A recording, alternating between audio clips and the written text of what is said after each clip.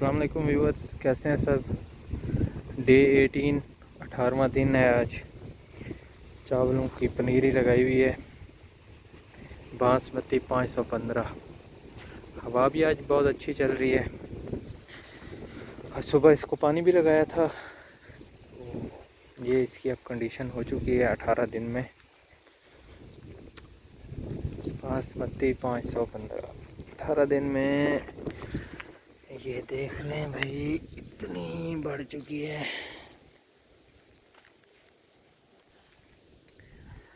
शाम का टाइम है, सूरज मगरिब की तरफ है, इसलिए साया आपको मुझे की तरफ नज़र आ रहा होगा मेरा। तकरीबन 15-16 मरले की जगह पे ये लगाई गई है पनीरी।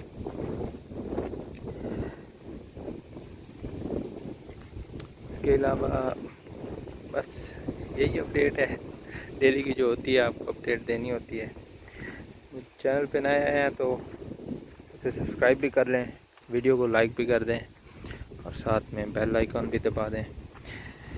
जब ये 30 दिन कंप्लीट होंगे उसके बाद एक वीडियो बनाऊंगा जिसमें डे 1 से लेके डे 30 या 31 40 जितने तक भी, जब भी ये निकालेंगे चावल लगाने के लिए, तब तक की आपको पूरी डिटेल दूंगा कि डे 1 से लेके तब तक की कितनी इसकी स्पीड रही, ग्रोथ कैसी रही।